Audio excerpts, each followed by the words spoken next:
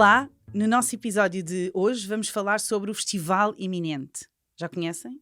Se não conhecem, comecem já a fazer uma pesquisa rápida enquanto vão ouvindo este episódio. Entretanto, vamos falando com a Carla Cardoso, a diretora do festival, que está hoje connosco para nos ajudar a conhecer o festival de dentro para fora. Bem-vinda, Carla. Muito obrigada por teres aceito tão prontamente o nosso convite. Olá, Susana, bom dia e obrigada eu e em nome do Iminente por nos terem convidado e estamos muito entusiasmados por estarmos aqui. Ai, que bom. Olha, vamos começar por conhecer um bocadinho o que é o Festival Iminente. Como é que surgiu a ideia? O que é? Como é que se posiciona? Conta-nos lá. Bom, o Festival Iminente surgiu em 2016 e, na verdade, vem muito na sequência de um trabalho quase de rua, que vocês conhecerão pelo nome Vils, não é? Pelo Alexandre Farto, que vinha já num crescente também do seu trabalho artístico, que tinha aberto já a Galeria Underdogs também para procurar impulsionar o trabalho de outros artistas que com ele cresciam, que ele descobria na rua, etc., e que ele queria impulsionar esse trabalho. Mas depois havia toda uma panóplia de outros artistas que estavam também nas ruas das cidades, de cultura urbana, que não tinham um espaço de visibilidade e de promoção do seu trabalho. E foi aí que o Alexandre resolveu criar o Festival Iminente. A primeira edição foi em Oeiras, uma edição no Jardim Municipal de Oeiras, uma edição pequenina. Que ainda lá tem marcas desse... Sim, ainda tem algumas marcas. Nós vamos deixando esse legado também nas cidades e consideramos que isso também é muito importante. E aí ele começou por convidar vários artistas de outras áreas, também das artes plásticas, mas muitos da música, da dança, da performance, que de facto não tinham um espaço de representação, um espaço de visibilidade, não chegavam aos grandes festivais, às instituições culturais, à programação mais institucional, se quisermos. E, portanto, foi muito importante essa construção e bom, foi assim que apareceu, como uma coisa muito pequenina, que foi crescendo e que foi criando cada vez mais áreas, integrando cada vez mais áreas artísticas, mais expressões e disciplinas na sua programação. Isso é super interessante porque ali podes encontrar naquele espaço uma série de manifestações culturais que às vezes... podem até nem ter nome ainda, não é? Assim, na fusão de várias coisas, é um espaço de descoberta também, e isso é uma das coisas que marca mais o Iminente, não é? Eu acho que é mesmo aquilo que também o caracteriza, ou seja, nós temos, às vezes temos assim um bocadinho esta batalha, é um festival de música, é um festival de arte, é um festival de gastronomia, é o quê, não é? E nós explicamos muitas vezes que é um festival de cultura urbana. Ou seja, integra todas as expressões culturais que venham das ruas da cidade e que tenham que representem diversos universos culturais, e a expressão como eles são representados pode ser muito diversa. E sim, às vezes é difícil disciplinarmente até dizer, bom, aquilo é dança, é música, é artes plásticas, é o quê, não é? A palavra performance acaba por integrar bem. E há muito essa descoberta, ou seja, não só disciplinares, como até de artistas, dos tais artistas que não têm representação nos espaços mais tradicionais. Isso é feito, pois nós temos uma espécie de... Não é uma fórmula, mas uma forma de fazer esse trabalho também de visibilidade. Conta-nos que como é que fazem isso?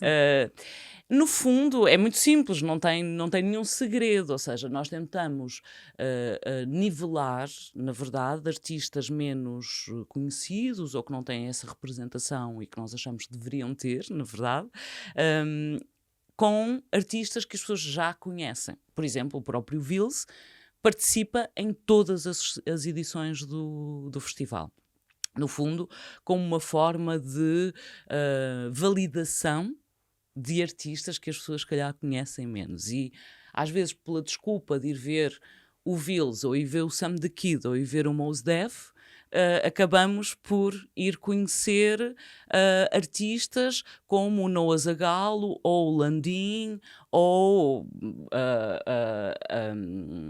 não sei, artistas muito pouco conhecidos. E sentes que na evolução, portanto, o festival já existe desde 2016, nesta evolução, já passaram alguns anos, há artistas que acabaram por ganhar visibilidade e acabaram por ter um impulso na sua carreira porque estiveram presentes no Festival Iminente? Nós nunca vamos saber se essa ligação é feita dessa maneira. Seria também falta de modéstia dizer isso dessa forma, não é? Agora, nós sabemos algumas coisas, não é? Sabemos que a primeira vez que o Julinho KPSD entrou num palco foi no Festival Iminente, não é? E, portanto, ou sabemos que o primeiro concerto que a Neni deu em Portugal foi no Festival Iminente. Portanto, temos alguns dados nesse sentido. Se foi isso que fez, não, é o trabalho deles, não é? Mas claro que nos enche de orgulho também saber que nós damos espaço a esses artistas quando eles ainda não têm um espaço.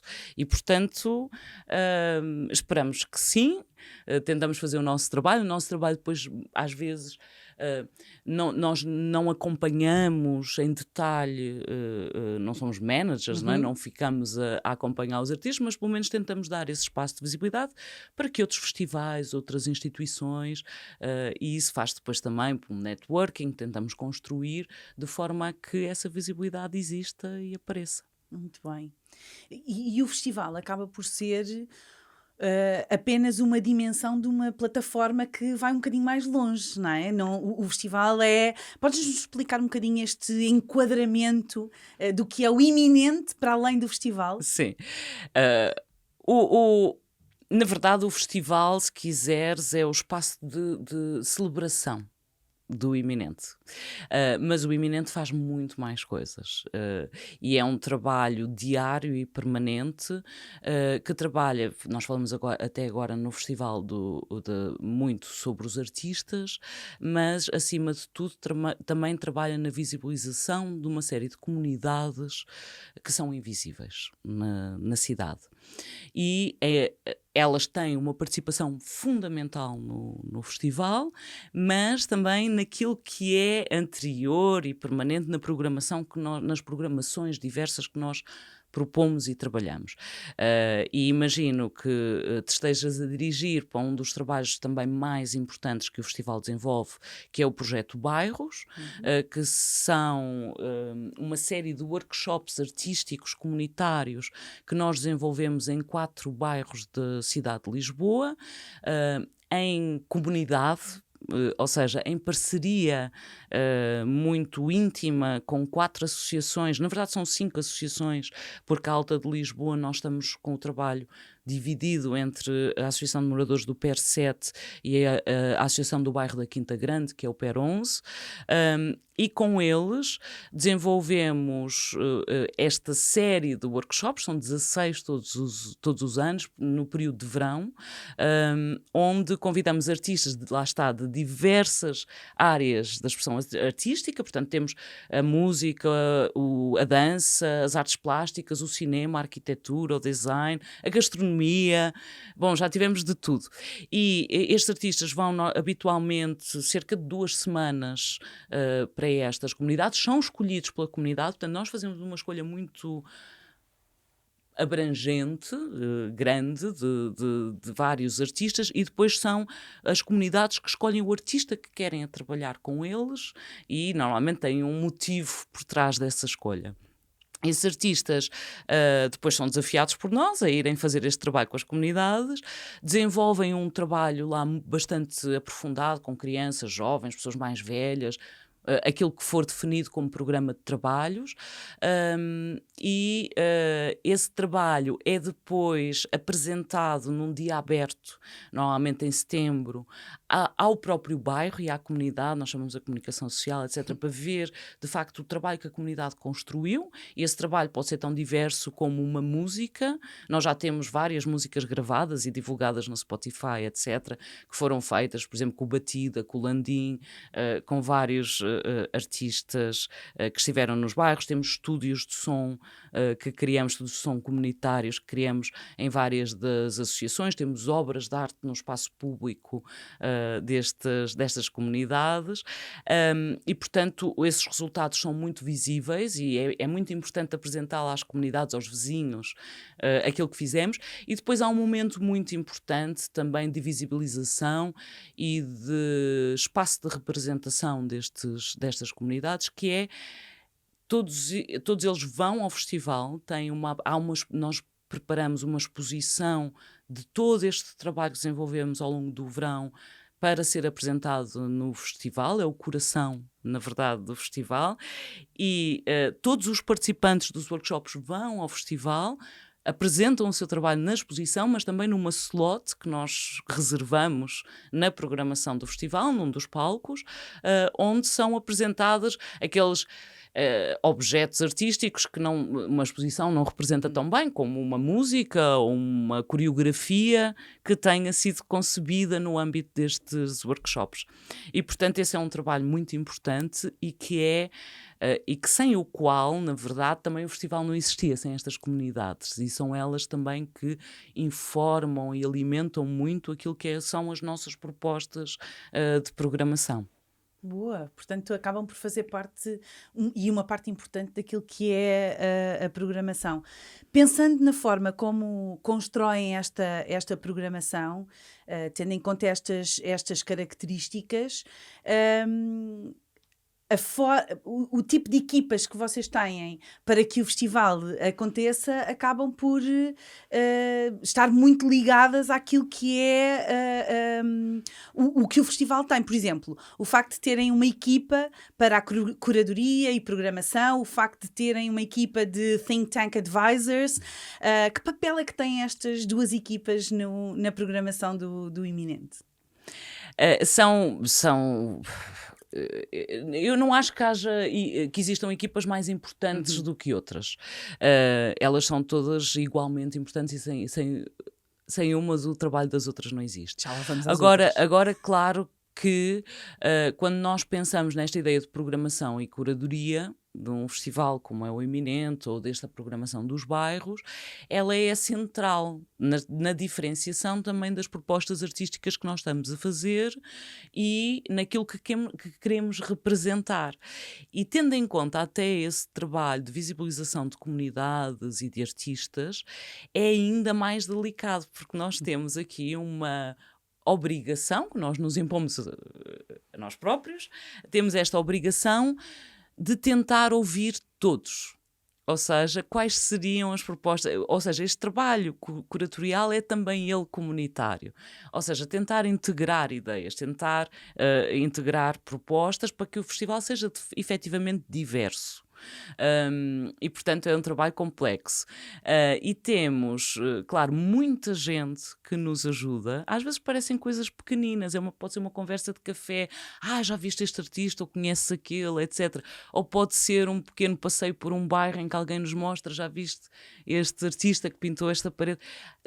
Às vezes são pequenas coisas, mas o reconhecimento da importância e da centralidade que isso tem na proposta do festival e dos bairros é fundamental e é isso que tentamos fazer. É claro que depois há um trabalho nosso de uma escolha, não é? É quase como cozinhar uma receita, não é? É perceber que temos aqui estes ingredientes todos, depois não cabe tudo, não é?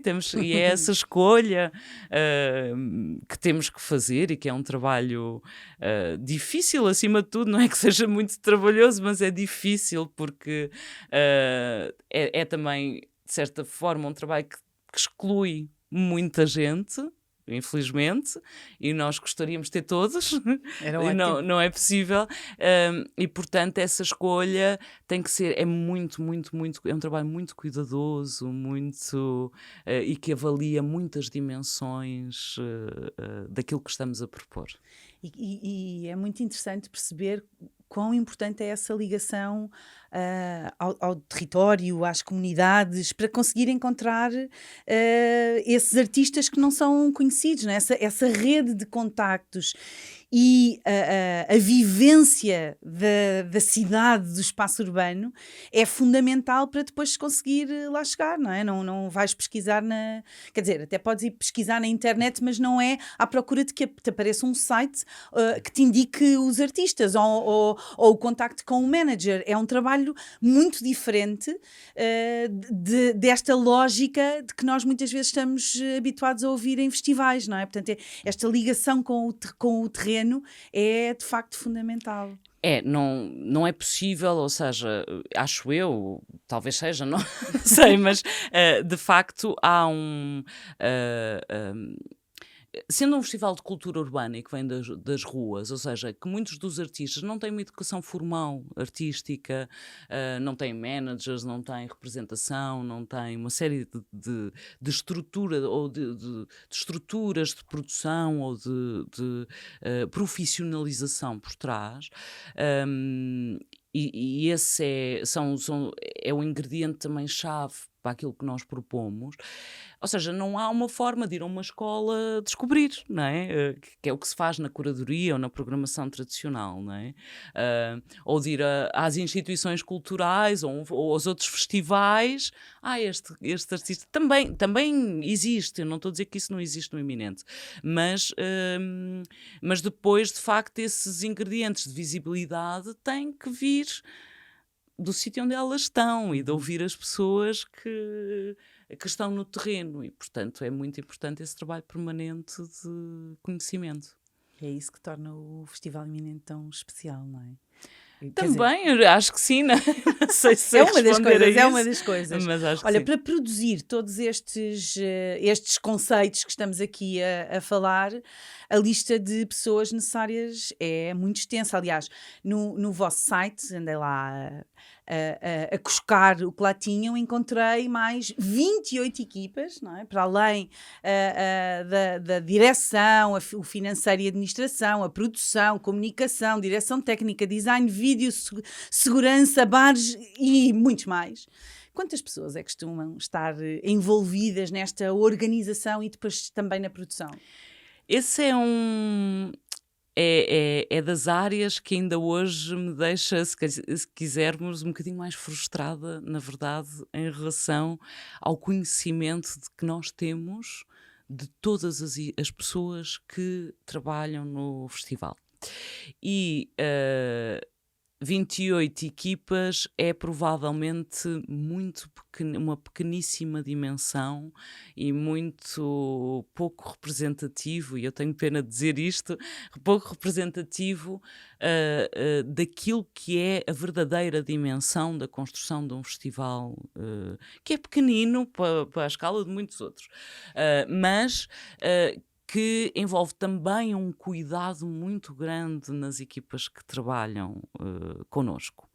Mas são, com certeza, mais de 500 pessoas que estão envolvidas no trabalho da construção do festival. E este número que eu estou a dizer é também um número por baixo.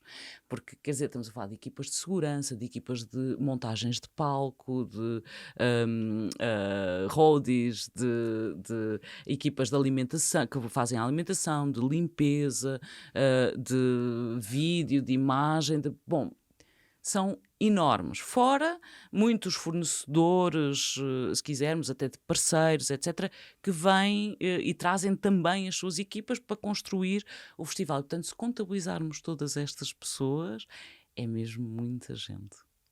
É importante termos esta visão. Às vezes não temos muito a percepção, quando se está de fora, da complexidade e de quantas pessoas estão envolvidas. Aliás, aqui no Eventcast muitas vezes colocamos esta questão exatamente para trazer ao de cima essas pessoas que são muito invisíveis para o público, mas que devem ser faladas, porque todas elas são muito importantes para que tudo possa acontecer, não é? Se falhar uma equipa destas, as coisas não vão correr da mesma forma. E muitas vezes não correm. Ou seja, não é? Uma equipa que faz a remoção, por exemplo, dos caixotes do lixo no dia a seguir e a separação e etc., eu não abro do festival no dia se eles não se trabalharem, aquilo não é? não estiver operacional, não é? Portanto, há a todos os níveis, não é? Ou se falha um técnico de som, ou se... Portanto, não é, são de facto essenciais e às vezes não é só correr menos bem, é mesmo poder não Abrir não portas. abrir portas ou não funcionar, não é? Olha, em termos de localização, o Festival Iminente tem sido itinerante. Quer dizer, em Portugal já esteve em diferentes venues, ainda há pouco falavas do início em Oeiras, mas também se internacionalizou. Não se realiza apenas em Portugal. A que é que se deveram estas mudanças? O que é que vos estimulou a fazer também fora de Portugal? Conta-nos um bocadinho deste contexto. Ok. São porventura também razões diferentes. Ou seja, as mudanças em Portugal e esta internacionalização. As mudanças em Portugal têm muito a ver com do festival, tem muito a ver com a matriz de representação daquilo que o festival faz, que é um festival de cultura urbana, que aborda também muitas questões sobre o desenho da cidade, sobre a forma como a cidade integra ou exclui, é um espaço de visibilidade ou não, e é por isso muito importante também, simbolicamente e também em termos de legado para as cidades, aquilo que nós criamos de espaços de representação. E é por isso que em Portugal já estivemos no Jardim Municipal de Oeiras, depois viemos para o Panorâmico de Monsanto, que era um espaço que estava completamente abandonado e que depois do festival ter estado lá é agora um mirador público, portanto sentimos algum orgulho também nessa devolução deste equipamento importante para a cidade de Lisboa.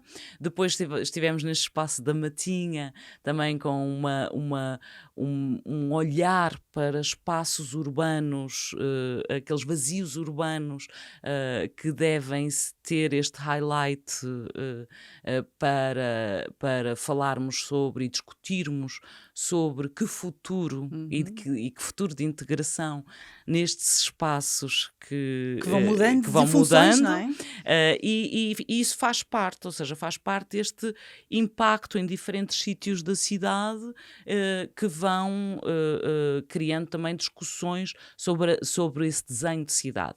A internacionalização do festival sempre foi também uma grande ambição e faz parte também muito da nossa missão, ou seja, conhecendo também tudo o que se faz a nível internacional, tudo não, mas não é possível, mas muito do que se faz nestas áreas. É para nós muito importante também mostrar que em Portugal e em Lisboa nós estamos a fazer um trabalho que é muito raro a nível mundial e temos essa consciência e, portanto, temos apresentado de formas muito diferentes, também sempre nesse sentido de discussão das próprias cidades, porque esta linguagem da cultura urbana é uma linguagem universal e existe hoje em todo o mundo, e é muito interessante perceber como os artistas destas áreas comunicam no mesmo tipo de linguagem. E então tentamos construir estas pontes também, e estivemos já em Londres por 2 vezes, no Rio de Janeiro, em Xangai e, numa primeira experiência que correu maravilhosamente. O ano passado estivemos em Marselha, num espaço a que nós não estávamos habituados, foi no MUSEM. O MUSEM é um museu das culturas mediterrânicas e é um maior museu estatal francês fora de Paris, não é?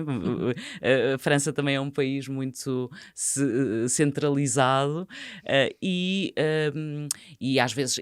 E é precisamente esse espaço de representação e de visibilidade num museu com aquela importância e até esse desafio desta ideia da cultura urbana ser mostrada num espaço tão institucional como é um museu. Depois tivemos essa experiência também em Portugal no MAT, com a exposição Interferências e com toda a programação que nós desenvolvemos, que o Eminente desenvolveu em torno dessa exposição e dessa discussão, ou seja, trazer estas ditas artes menos formais, ou com menos formação, se quisermos, para o centro das instituições culturais, é, sem dúvida, uma das maiores missões e desafios que o Eminente tem pela frente. E é uma conquista que tem sido muito paulatina, mas que hoje em dia já consegues perceber que, na comparação, por exemplo, há 30 anos atrás, era quase impensável poderes ocupar espaços institucionais tão formais com este tipo de expressões, né? Era quase incompatível, não é? E essa evolução, aliás, por exemplo, em termos turísticos, o facto de se reconhecerem rotas, de teres itinerários que são especializados neste tipo de arte urbana, também mostra como esse interesse e reconhecimento tem sido tão importante nos últimos anos. Portanto, o trabalho não está terminado, ainda bem que continuam a trabalhar neste sentido, porque ainda há muito para se fazer, mas de facto é importante este enquadramento que também permite haver maior reconhecimento até por parte do público, não só em termos institucionais, mas por parte do público de dar mais valor a este tipo de expressões artísticas. Completamente, e até de representação daquilo que são as cidades onde estes museus se integram e essa discussão do desenho das cidades. Quando nós fizemos a exposição Interferências no MAT, e a desafio do diretor, do João Pinharanda, nós olhamos para o MAT como o centro de uma metrópole. E de uma metrópole muitas vezes antagónica, não é? E apesar de nós termos deixado as colónias das metrópoles fora, nós trouxemos o mesmo tipo de centralização de metrópole para a cidade de Lisboa. Continuam a existir uma espécie de colónias aqui nos arredores da cidade e às vezes bem no centro. E na verdade, e foi com pena que nós constatamos isso, ou seja, não há nenhum mérito em, pela primeira vez, um museu português ter apresentado expressões artísticas desta forma informais, e isso foi uma conquista enorme, mas fica um sabor agridoce, porque foi a primeira vez que isso aconteceu. E resta saber se vai acontecer segunda, terceira, quarta, quinta, ou seja, trazer de facto esta visibilização para os maiores espaços institucionais nacionais, e são raros, mesmo no estrangeiro, as instituições que já fazem isto, mas existem. Em Portugal, de facto, esse caminho está todo por abrir e esperamos que venha a existir, porque de facto sabemos que há muitos públicos e muitas pessoas interessadas em conhecer estes trabalhos, até porque nós, e isso foi muito visível, por exemplo, na exposição no MAT, há um reconhecimento, não é? Por exemplo, nós tínhamos um trabalho do Rapepa Bejo Tempo, que é um artista da linha de Sintra, anónimo, e que muitas das pessoas, até que trabalhavam nos bastidores do MAT, como equipas de segurança, equipas de limpeza, etc., olharam para aquela obra e disseram assim: eu conheço este artista, é o artista do comboio, é o artista da linha. E eles reconheceram pela primeira vez que um artista do seu lugar estava Num lugar de no destaque. lugar onde eles trabalham todos os dias e onde nunca tinham visto ninguém do seu bairro ou da sua representação comunitária. Isso é muito importante. Uau, uau. Olha, e já agora, nesta ligação, pensando no festival iminente, há pouco em off falávamos um bocadinho sobre isto, o querer chegar a mais pessoas obriga também a que tenhas um recinto maior, que eventualmente tenhas mais horas de programação ou que tenhas mais dias de programação. Esta ânsia de chegar a mais sítios e a mais pessoas leva-vos a um crescimento. Como é que se gera este crescimento entre o querer chegar a mais pessoas, mas ao mesmo tempo manter aquilo que é o ambiente de proximidade, que é, aliás, se vocês continuam, quem nos está a ouvir, se continuaram a pesquisar, fazer a pesquisa e viram imagens, é muito perceptível essa grande proximidade até com os próprios artistas. Como é que se gera estas duas dimensões? A resposta é não sei. Vai-se gerindo, porque não é? É de facto muito difícil de conciliar e, portanto, o Iminente, quem já foi ao festival, reconhece uma proximidade e os próprios artistas querem estar, são o nosso público. Ou seja, eles querem, vão se calhar dar um concerto, mas no dia a seguir estão lá a ver outras coisas, a descobrir outras coisas, ou simplesmente a ver os seus ídolos também a atuar, etc. E, portanto, essa proximidade é de facto muito, muito grande. Nós não temos zonas VIPs, não temos zonas inacessíveis, quer dizer, com exceção de zonas de produção ou backstage, que são necessárias, mas é um festival completamente aberto, onde todos estão... têm o mesmo grau tentamos que tenham o mesmo grau de acessibilidade. E há muitas dimensões para isso, tentamos sempre manter um preço de bilhete muito, muito reduzido, o mais acessível possível. As comunidades com quem nós trabalhamos têm acesso livre ao festival, tentamos manter os preços reduzidos, etc. E queremos sempre que isto chegue, não é uma coisa exclusiva e fechada para meia dúzia de pessoas. Tentamos abrir ao maior número de pessoas possível. Agora, para quem já fez um festival, sabe que isto tem dimensões que se vai tornando um monstro, não é? É uma coisa gigantesca, não é?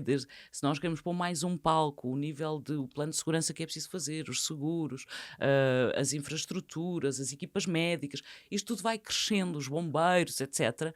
Tudo isto vai crescendo e começa a ser um monstro. E depois nós passamos tanto tempo a desenvolver estes projetos, estes planos, estas coisas, que começamos a não ter tempo para ir à tal comunidade descobrir o tal artista que é preciso descobrir. E então este equilíbrio é muito complexo de fazer. Até agora eu acho que tem sido bem sucedido, mas é de facto nós queremos o melhor do mundo, que é toda a gente pode ir, toda a gente vai, e nós mantermos este ambiente. Nós sabemos que isso, até pela experiência de outros festivais, que isso não funciona exatamente assim, porque depois, e é normal, porque há uma responsabilidade também para com o nosso público, em termos de segurança, em termos de todos se sentirem confortáveis, não é?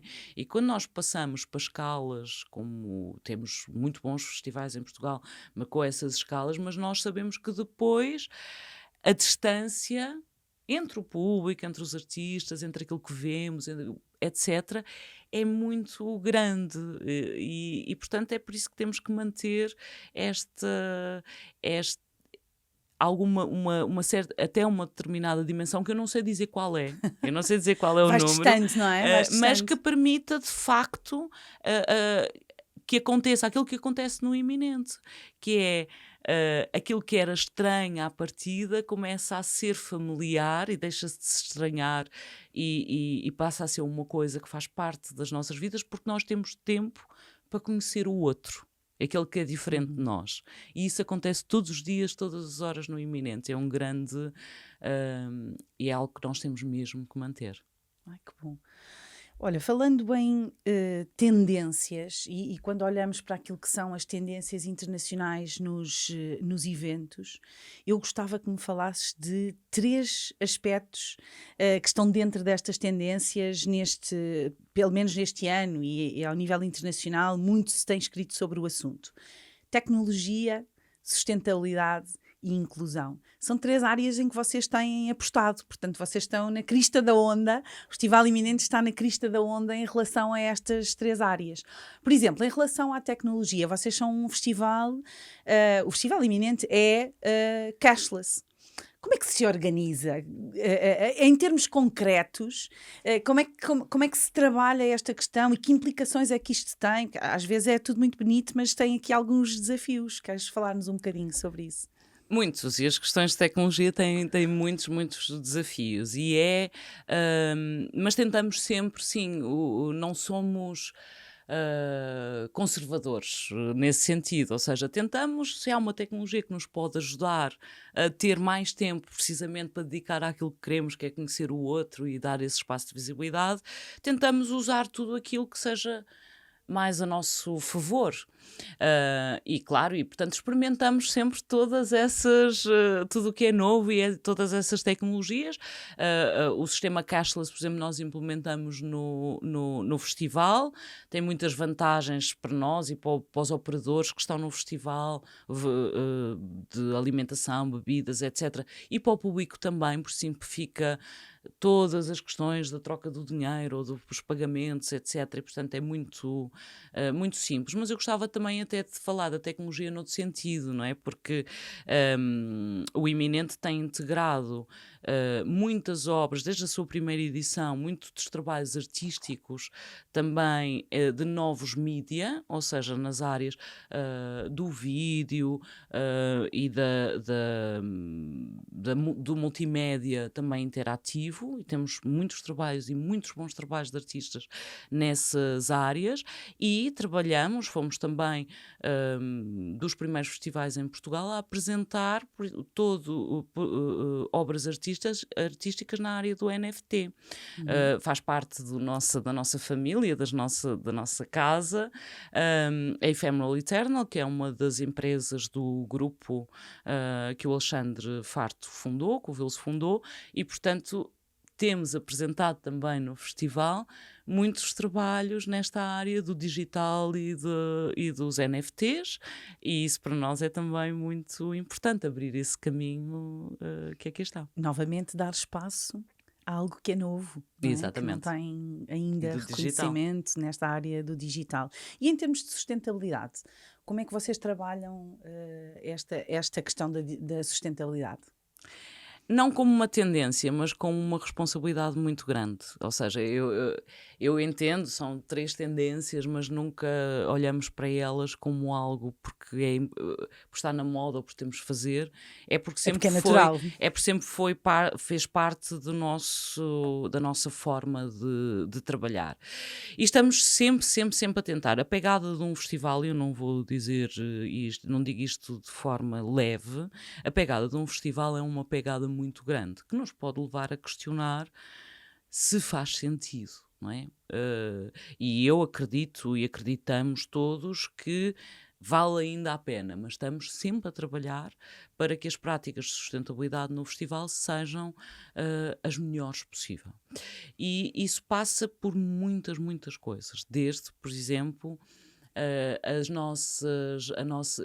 não utilizarmos geradores, procurarmos espaços onde consigamos uma ligação à rede elétrica pública. Parecem coisas que ninguém pensa por trás de um festival. Não se vê, não é? Ou não temos casas de banho químicas. Ou temos o copo reutilizável, temos separação de lixo, claro. Ou seja, isto para mim Já nem se fala nisso, não é? nem seria é evidente, não é? E tentamos ao máximo, por exemplo, temos uma batalha muito grande, até tentamos desafiar os nossos parceiros para isso, com as garrafas de água. Por exemplo, porque nós podemos encher torneiras, estamos a tentar cada vez mais ter torneiras para que as pessoas possam encher copos de água e não ter que ter garrafas de plástico de água. E tentamos todos os dias esse tipo de práticas ecológicas. As práticas de sustentabilidade são muito mais vastas que isso, como sabemos, e elas estão sempre no nosso dia-a-dia, no nosso cotidiano. Até naquilo que, no espaço em que abrimos, ao tipo, por exemplo, de vendedores que estão no festival e ao tipo de práticas que eles também têm de sustentabilidade económica para muitas destas empresas que ali estão, e do trabalho exemplar que elas também representam, como são marcas como a Basofo, da Cova da Moura, que nós trazemos ao festival e que mostram as melhores práticas de criação de produtos orgânicos, com tintas ecológicas, mas que depois dá efetivamente emprego a pessoas daquela comunidade e que subsistem a partir disto. E, portanto, o festival, essas práticas de sustentabilidade vão também muito para essas áreas. Muito bem. E em relação à inclusão, queres falar-nos das diferentes áreas em que vocês trabalham a inclusão? Eu não gosto muito da palavra inclusão. Gosto mais da palavra participação. Ou seja, porque apesar de não a negar, não é? Não há aqui nenhuma espécie de negação.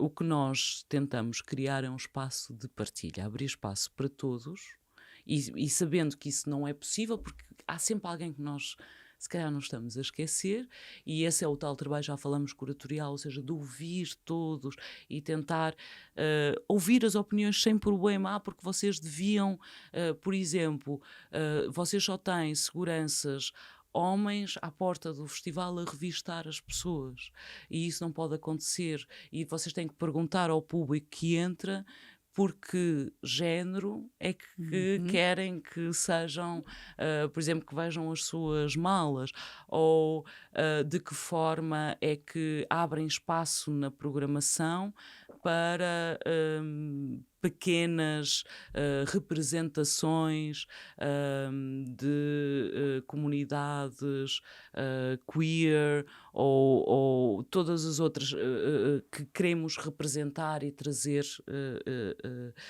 e dar espaço confortável e seguro para que as suas vozes sejam ouvidas. E, portanto, é um espaço de participação, mais do que inclusão.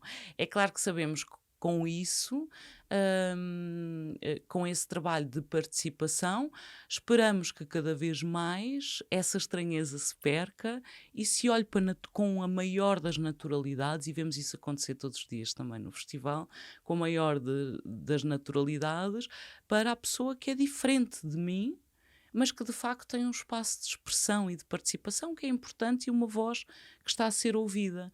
E isso é muito bonito de ver, as diferenças todas, até também nas práticas de acessibilidades que nós tentamos ter o mais possível, mas isto é sempre um trabalho que não tem fim, não é? E nós temos essa consciência, ou seja, nós nunca vai estar 100% perfeito, mas ter essa consciência faz-nos todos os dias ter mais uma prática, conseguir ter um concerto ou como tivemos já no passado, por exemplo, a Alice Neto Souza com a tradução em língua gestual, ou todos os dias tentar ter essa prática de inclusão ou de participação para que todos sintam que o festival é deles. Deixa-me dizer, não é nosso.